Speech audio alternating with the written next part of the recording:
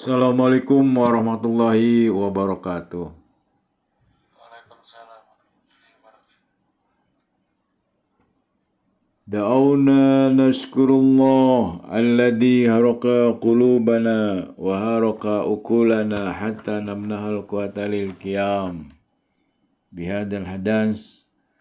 Let us thank the Almighty who has stand our heart of our mind so that we were given the power to perform this event.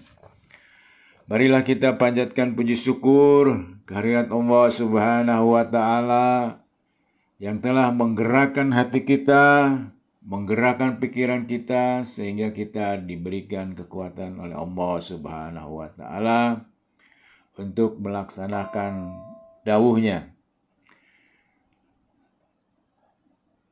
Ya Allah, berikanlah kami yang sedang belajar ini kebahagiaan, kesuksesan, dan kemuliaan. Amin, amin, ya Rabbal Alamin.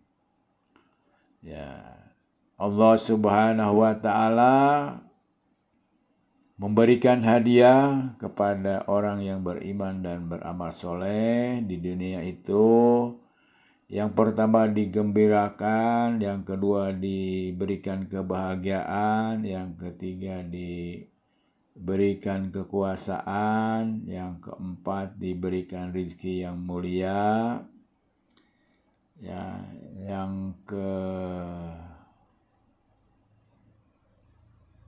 kelima dijadikan manusia yang tidak merugi. Amin, amin, ya Rabbal Alamin. Pada hari ini kita membicarakan tentang bab 2 ya. Judulnya bagaimana esensi dan urgensi identitas nasional sebagai salah satu determinan ya pembangunan bangsa dan karakter.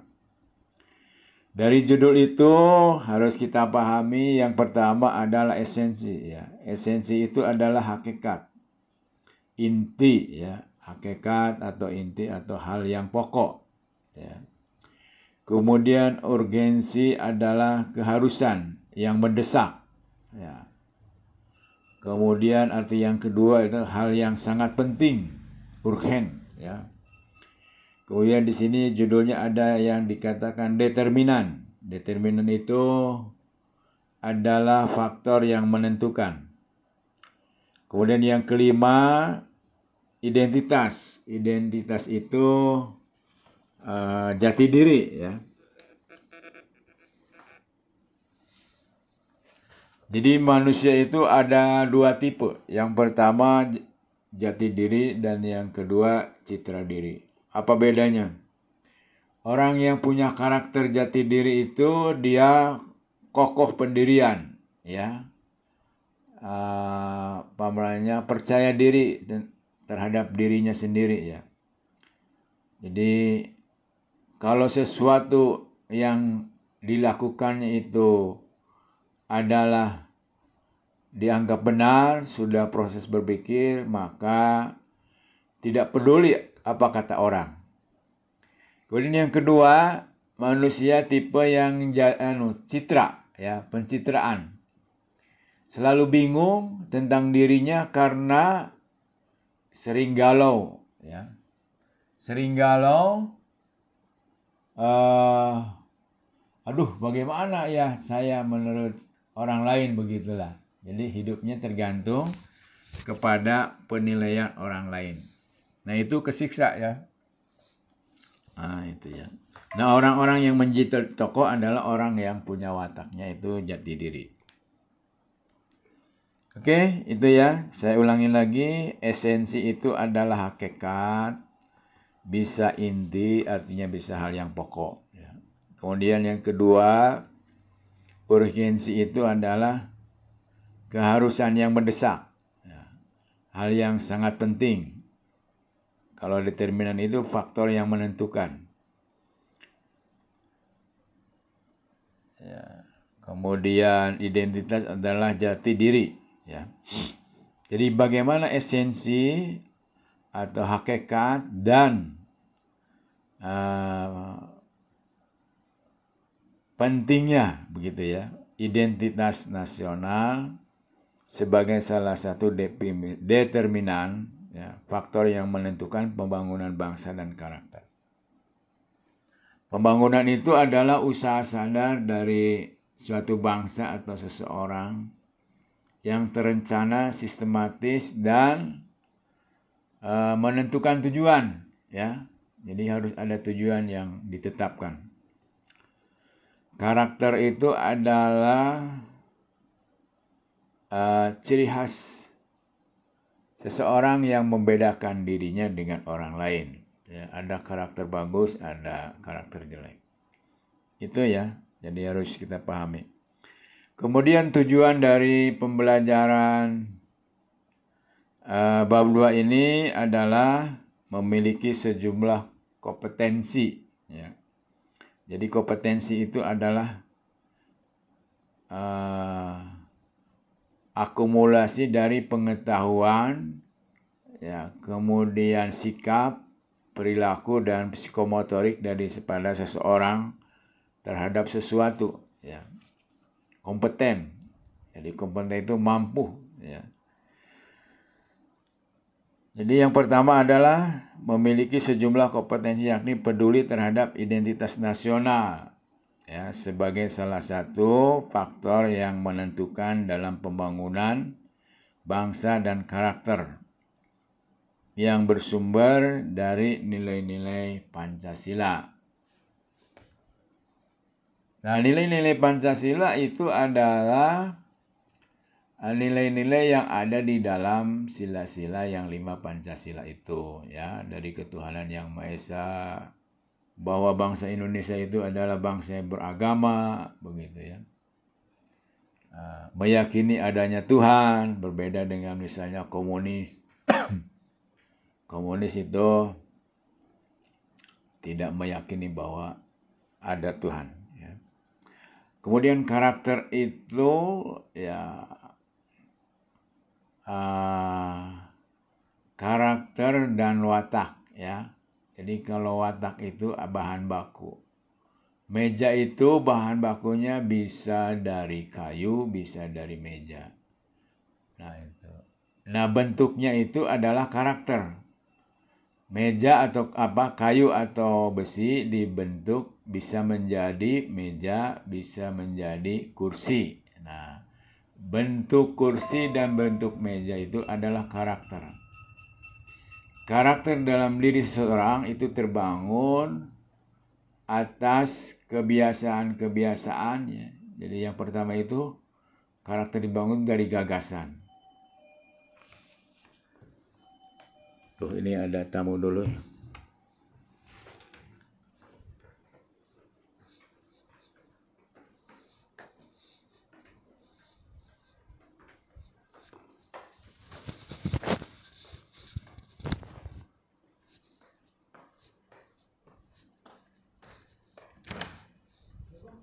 Salam.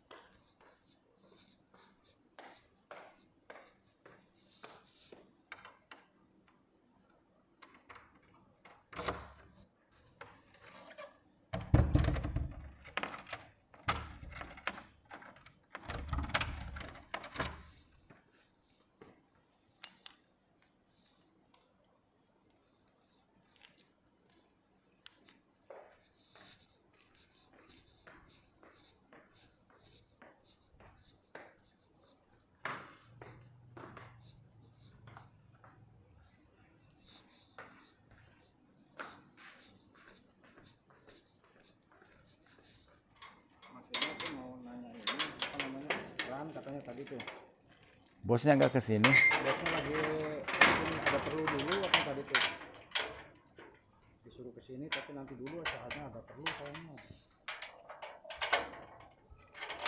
Saya ngajar dulu Pak ya. Saya lagi online. Saya ngecek dulu ya Pak ya, boleh? Iya sok, maka. Bentar ya Pak. Iya. Wah, nanti jebur atuh Pak. Itu dicopot ngejebur.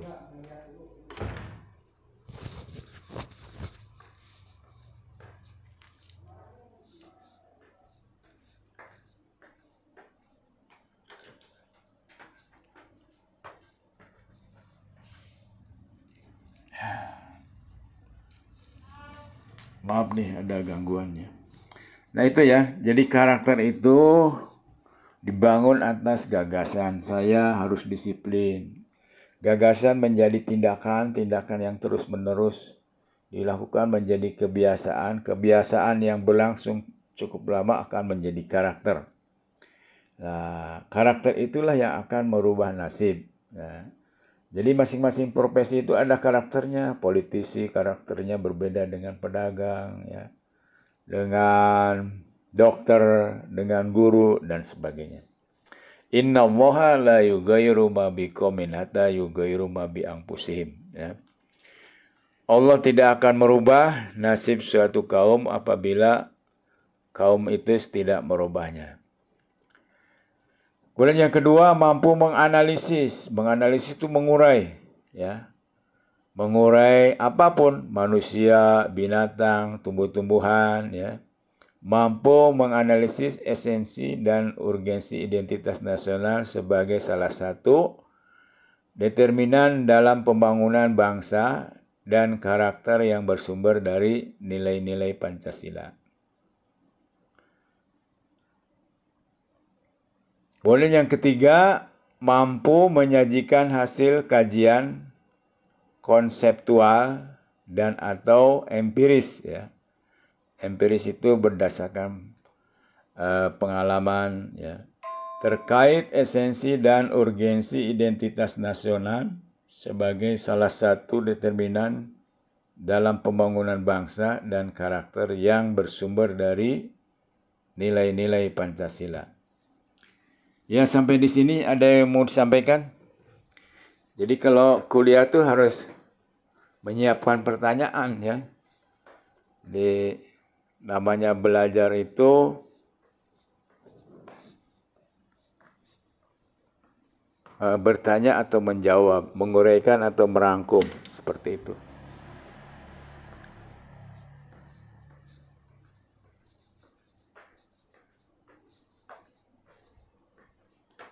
Belum ada? Kita lanjut ya. Identitas bangsa Indonesia. Di dalam Undang-Undang Dasar 45 bab 15, ya, bendera, bahasa dan lambang negara serta lagu kebangsaan. Ini yang menjadi bahasan kita. Dalam pasal 5 dinyatakan bahwa bendera negara Indonesia adalah sang merah putih. Dan ini sang merah putih itu adalah hasil ini, ya, pemikiran seseorang. Jadi menurut salah satu versinya adalah yang disenangi oleh Nabi itu warna merah dan putih, ya. Merah ini lambang keberanian, putih itu lambang kesucian, begitu. Jadi itu penuh dengan nilai-nilai Islam, ya. Salah satu versinya. Kemudian yang pasal 36-nya adalah bahasa negara adalah bahasa Indonesia, ya. Lanjutnya lambang negara. Nah, itu suka menyamakan lambang itu dengan simbol, ya. Jadi lambang negara itu adalah hanya Garuda Pancasila dengan semboyan Bhinneka Tunggal Ika. Berbeda-beda tapi satu tujuan, yaitu membangun masyarakat dan negara yang adil dan makmur. Kemudian selanjutnya lagu kebangsaan Indonesia ialah Indonesia Raya. Itu, ya.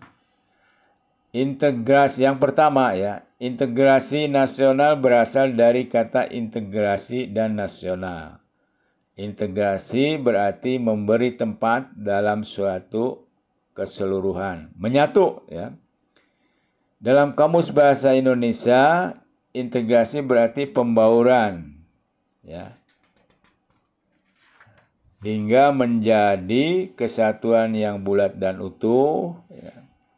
Kemudian kata nasional berarti dari kata nation, ya, bahasa Inggris yang berarti bangsa sebagai persekutuan hidup manusia. Jadi perbedaan suku itu tidak berarti langsung menjadi perpecahan. Begitu juga satu suku belum tentu menjadi kesatuan. Negara Arab itu hanya ada suatu negara yang hanya penduduknya 2 juta tuh. 2 juta itu Kabupaten Cirebon aja 2,3. Artinya apa? Sukunya Arab sama tapi berpecah-pecah ya. Berbagai negara begitu, yang konon kabarnya sebelumnya itu ya satu ya di dalam kehalifaan itu dulu zaman kejayaan Islam. Nah, Indonesia itu berbagai suku, kalau saya 70 ya. Tapi disatukan. Jadi perbedaan itu bisa menjadi kekuatan kalau iramanya sama. Contohnya dalam musik ya. Musik itu misalnya dangdut ya. Ada suling, ada gendang, ada gitar. Itu kan perbedaan. Tapi iramanya sama, menjadi sesuatu yang enak didengar. Kemudian yang kedua, integrasi nasional merupakan proses ya, mempersatukan bagian-bagian unsur atau elemen yang terpisah dari masyarakat menjadi kesatuan yang lebih bulat sehingga menjadi satu nation.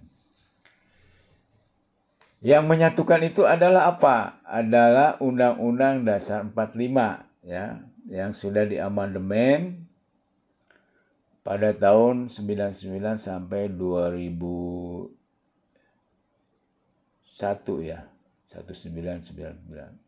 Di antara perubahan itu adalah bahwa presiden dipilih oleh MPR ya. Kemudian menjadi dipilih oleh rakyat. Ini lebih liberal dari negara Amerika yang mbahnya demokrasi. Di Amerika itu dibagi distrik ya, distrik A milihnya siapa, distrik B nanti dijumlahin dari semua distrik yang ada itu. Kalau di kita langsung. Nah, itu di Amerika lebih Islami itu. Mengapa lebih Islami? Terpilihnya Umar bin Khattab, Utsman bin Affan, ya, Ali bin Abi Thalib itu kalau sekarang mah seperti MPR, jadi perwakilan. Karena menurut Mawardi ya, bahwa seseorang yang dipilih harus ada syarat tertentu dan orang yang memilihnya juga harus punya syarat tertentu. Artinya kemampuan untuk memilih siapa yang dijadikan kepala negara. Itu ya. Kemudian yang kedua, sila keempat dalam Pancasila itu adalah perwakilan. Ya. Nah, itu. Menurut teori demokrasi bahwa demokrasi itu akan berjalan baik apabila tingkat pendidikan dan tingkat ekonomi dalam satu negara itu sudah tinggi. Ya, di Indonesia masih rendah. Mengapa demikian? Di dalam satu negara itu ada 3 kelompok masyarakat. Sebagaimana sudah kita bahas, kalau masih ingat ya. Yang pertama adalah masyarakat mitos. Masyarakat mitos itu cirinya adalah menyerahkan hidupnya kepada pemimpinnya yang dikatakan Ratu Adil. Ya. Nah, ini biasanya pendidikan dan ekonominya rendah, menggantungkan diri pada seseorang ya, yang hebat. Gitu. Kemudian kelompok yang kedua adalah kelompok yang logis, ya, yang rasional. Artinya apa? Ketika memilih pemimpin itu tidak melihat latar belakang pemimpinnya, latar belakang calonnya, calon pemimpin. Apakah agamanya apa, sukunya apa, tapi catatan hidupnya, ya, namanya apa itu? Prestasinya, ya. Catatan sejarah hidupnya pernah bagaimana, baik tidak gitu ya. Salah satu contoh konkretnya adalah di London itu yang menjadi wali kotanya adalah orang Islam di tengah-tengah masyarakat mayoritas yang Kristen. ya. Yang Kristen tuh. Artinya apa? Tidak melihat agamanya, yang penting calonnya itu menurut catatan rekam jejaknya ya, rekam jejak, baru ingat ya. Itu bagus sehingga punya keyakinan bahwa dia itu mampu jadi wali kota London. Itu kelompok masyarakat yang kedua. Kemudian yang ketiga, kelompok ideologis. Kelompok ideologis itu adalah yang memilih pemimpin berdasarkan persamaan ideologinya. Ya. Ideologinya apa? Nah, dia akan memilih sesuai dengan ideologi yang ada di dalam dirinya. Itu, ya. Kemudian yang kedua, integrasi nasional merupakan proses mempersatukan bagian-bagian unsur atau elemen yang terpisah dari masyarakat menjadi kesatuan yang bulat, ya, yang lebih bulat sehingga menjadi satu nation, bangsa. Nah, itu ya. Kemudian jenis-jenis integrasi. Yang pertama adalah integrasi bangsa. Jadi meskipun terdiri dari suku-suku, maka disatukan menjadi bangsa Indonesia. Ya. Nah, kemudian integrasi wilayah. Integrasi wilayah adalah penyatuan berdasarkan bahwa kita ini di dalam wilayah negara yang sama. Kemudian yang ketiga, integrasi nilai. Nah, nilai itu adalah sesuatu yang dianggap oleh manusia, sesuatu yang dianggap indah oleh manusia. Sebagai contoh, misalnya, apakah LGBT itu dibolehkan atau tidak? Nah, itu ya. Di negara Prancis itu, Perdana Menterinya laki-laki, nah panjangan hidupnya itu laki-laki. Nah, kalau di Indonesia tidak sesuai dengan nilai Pancasila. Kemudian sekarang kemajuan yang besar itu di Amerika Serikat, Donald Trump itu hanya mengakui dua gender, yaitu laki-laki dan perempuan. Itu integrasi nilai. Kemudian integrasi elit dan massa. Ya, jadi penyatuan antara pemimpin dan rakyatnya. Ya.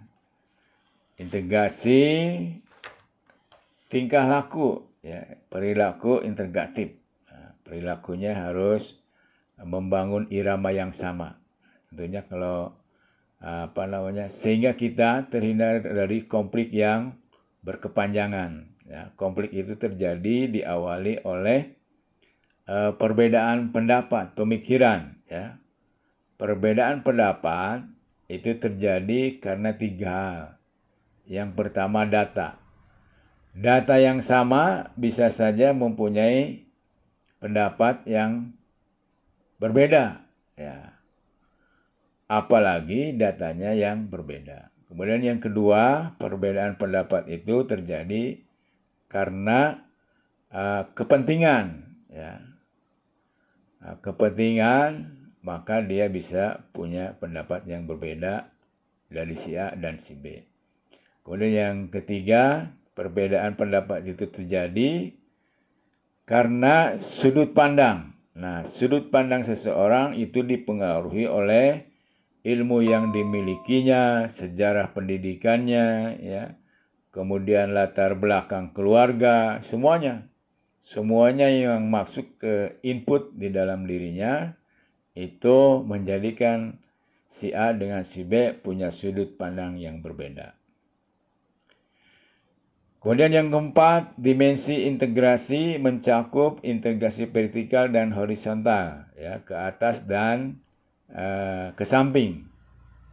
Sedang aspek integrasi meliputi aspek politik, ekonomi, dan sosial budaya. Nah, politik itu salah satu artinya adalah kekuasaan. Ya. Aspek kekuasaan, ya. Kalau mau panjang lebar nanti kita bahas, ya. Kemudian ekonomi. Ekonomi itu berkaitan dengan hal-hal yang menyangkut uang, ya. Kemudian sosial budaya. Sosial itu masyarakat, budaya itu budi dan daya. Ya. Budaya itu meliputi semua hal yang hasil karya manusia.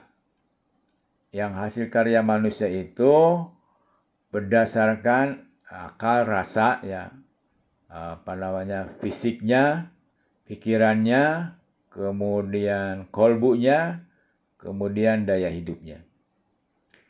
Kemudian yang kelima, integrasi berkebalikan dengan disintegrasi. Jadi disintegrasi itu adalah terjadi potensi untuk menjadi perpecahan, ya.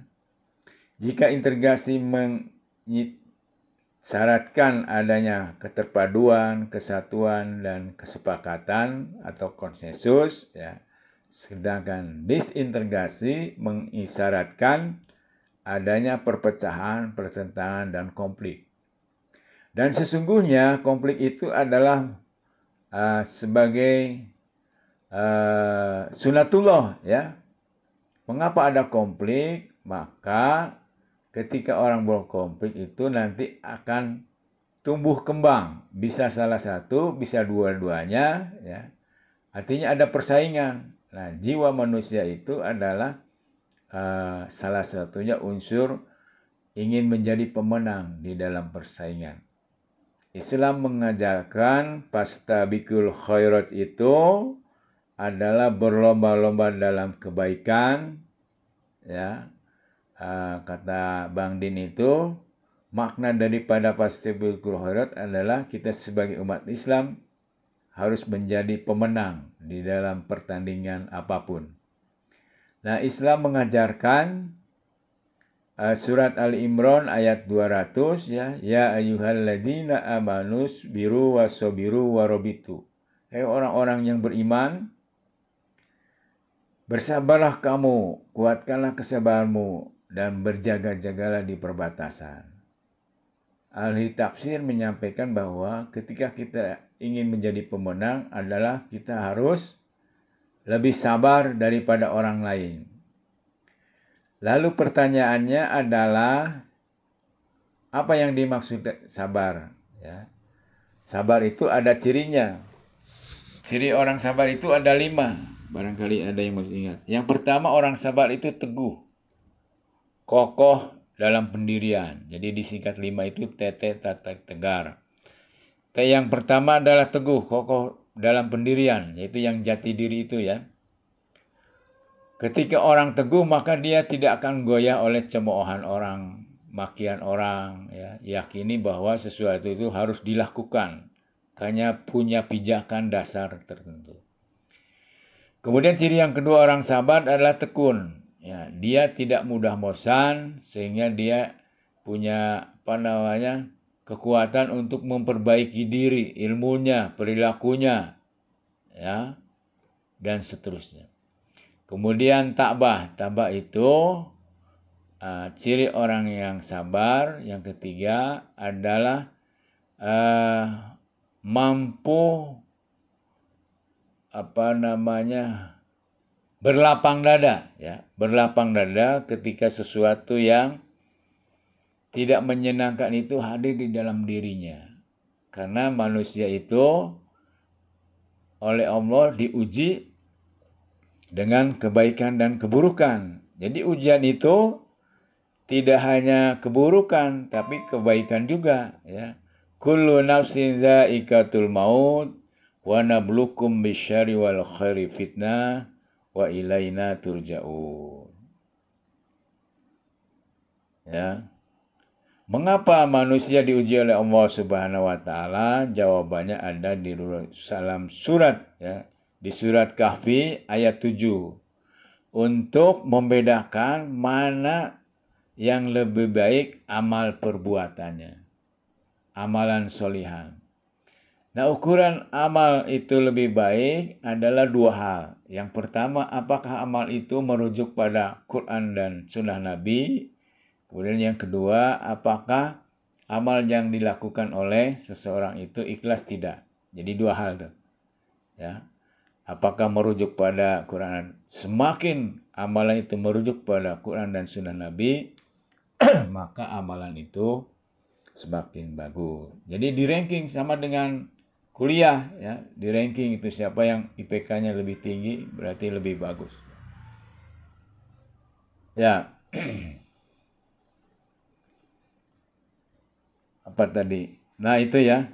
Jadi konflik itu supaya ada tumbuh kembang. Ya kita setiap manusia pasti mengalami konflik. Lalu kita punya rasa bahwa saya harus lebih baik daripada orang yang menjadi konflik dengan kita. Nah, itu. Jadi konflik itu adalah manusiawi dan alamiah supaya kita mampu lebih baik daripada lawan kita. Kemudian yang keenam, model integrasi yang berlangsung di Indonesia adalah model integrasi Imperium Majapahit, ya, penyatuan, ya. Kemudian model integrasi kolonial, kemudian model integrasi nasional Indonesia. Ya. Jadi model-model itu dituangkan di dalam sila-sila yang ada di dalam Pancasila itu, ya. Persatuan Indonesia, kemudian kemanusiaan yang adil dan beradab, dan seterusnya. Ya.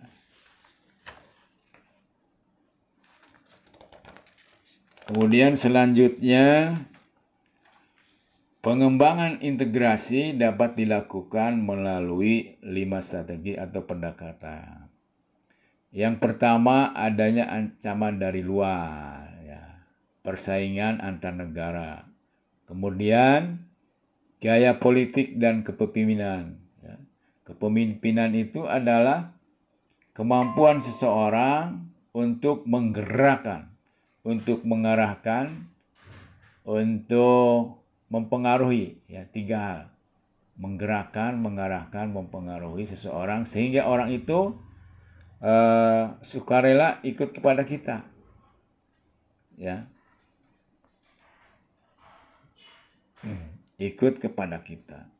Nah, seorang itu akan menjadi pemimpin, itu bisa dilihat di dalam surat An-Nisa ayat 34. Ar-rijalu qawwamuna 'alan nisa. Ya, siapa yang jadi pemimpin adalah orang yang punya kelebihan. Kemudian yang kedua memberi. Coba aja kita perhatikan, ya. Punya kelebihan. Nah, orang akan punya kelebihan apabila dia terus meningkatkan kualitas dirinya, kualitas fisiknya, kualitas pikirannya, kualitas kolbunya, kualitas daya hidupnya. Nah, itu ya. Kalau kita ingin jadi pemimpin, maka kita terus-menerus meningkatkan kualitas kita dan kita mampu memberi kepada seseorang sesuai dengan apa yang dibutuhkan orang tersebut, ya. Nah, kebutuhan itu bisa ada yang sama, bisa berbeda. Kemudian kekuatan lembaga-lembaga politik, ya, eksekutif, yudikatif, dan legislatif, ya. Kemudian yang keempat adalah ideologi nasional, ideologi Pancasila. Apa itu ideologi? Ideologi adalah sebuah gagasan dari seseorang tentang gambaran masa depan suatu bangsa yang diyakini kebenarannya, ya, gambarannya seperti apa, lalu bertekad untuk mewujudkan sesuatu yang gambaran idealnya. Di dalam hal ini Indonesia itu adalah masyarakat adil dan makmur.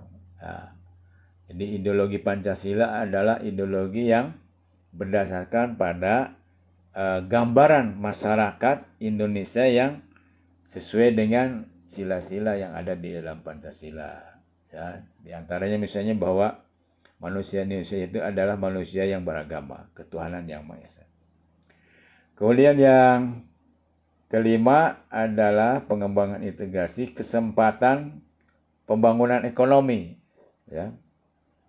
Nah, itu ya, pembangunan ekonomi. Itu ada khusus yang dinamakan dengan ekonomi pembangunan. Jadi ilmu ekonomi pembangunan ini dibuat adalah untuk merubah negara yang terbelakang menjadi negara maju. Nah, ukurannya adalah indeks prestasi,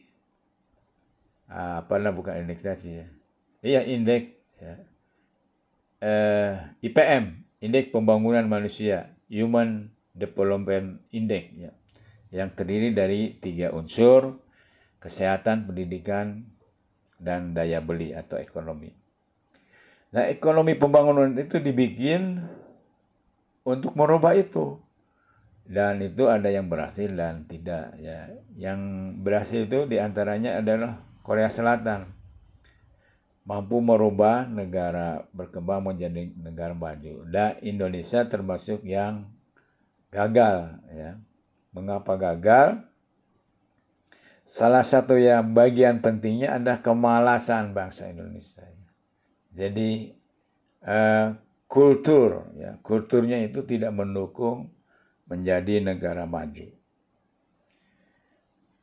Kemudian yang terakhir, teman-teman ya, integrasi bangsa diperlukan guna membangkitkan kesadaran akan identitas bersama, ya, menguatkan identitas nasional, dan pembangunan bangsa. Nah, ini ya. Integrasi bangsa diperlukan guna membangkitkan kesadaran akan identitas bersama, menguatkan identitas nasional, dan membangun persatuan bangsa. Saya kira sampai di sini, barangkali ada yang mau didiskusikan, mangga. Kita dalami lagi, saya bikin ini videonya ya. Sebagaimana yang sudah kita yakini, kita pahami bahwa kekuatan belajar itu disingkat BADUT. B-nya huruf besar, A-nya huruf kecil, namanya baca. Ya, kemudian D itu dengar, kemudian U-nya itu ada 2. U yang pertama adalah ulang-ulang. U yang berikutnya adalah ucap, kemudian T itu tulis.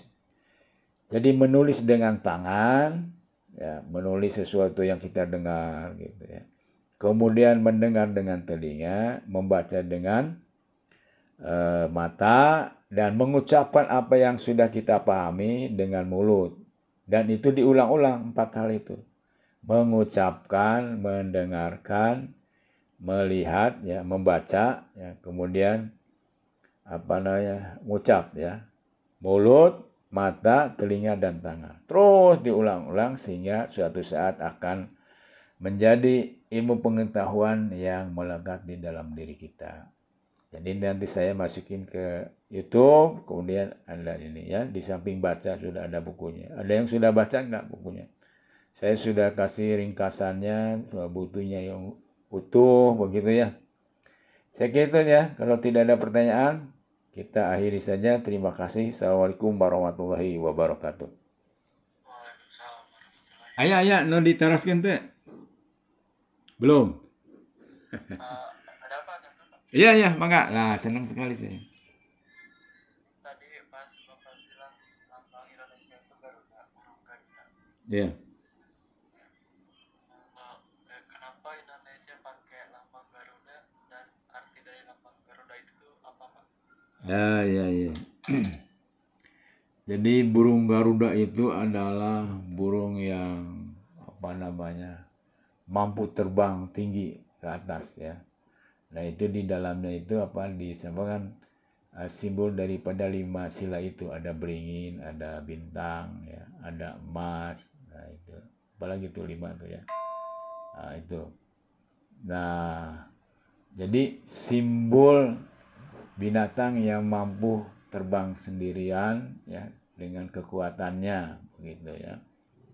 Luar biasa nih pertanyaannya. Artinya apa? Bangsa Indonesia itu harus punya jati diri ya, punya identitas diri sebagai bangsa, salah satu bangsa dan negara di Indonesia. Itu. Namun dalam kenyataannya kita belum bisa mengelola alam ya. Mengelola alam dengan baik ya. Jadi pemimpin itu pencerminan dari masyarakatnya ya.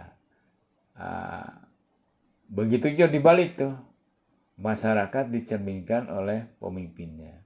Bisa ini kayak ayam dengan telur, pertanyaannya ayam dulu apa telur dulu. Nah, ini negara-negara lain dengan alam semesta yang biasa saja tapi mampu ya, karena pemimpinnya hebat-hebat tuh. RRC itu mampu mengentaskan kemiskinan itu cuma 40 tahun. Ya. Korea Selatan itu merdekanya cuma beda 2 hari dan kita lebih maju. Ya itu karakternya. Ya. Jadi kemiskinan terjadi itu karena 3 hal. Yang pertama adalah kemiskinan struktural. Artinya apa? Kemiskinan terjadi karena kebijakan pemerintahannya itu tidak mendukung orang untuk kaya. Nah, contohnya adalah di Indonesia ini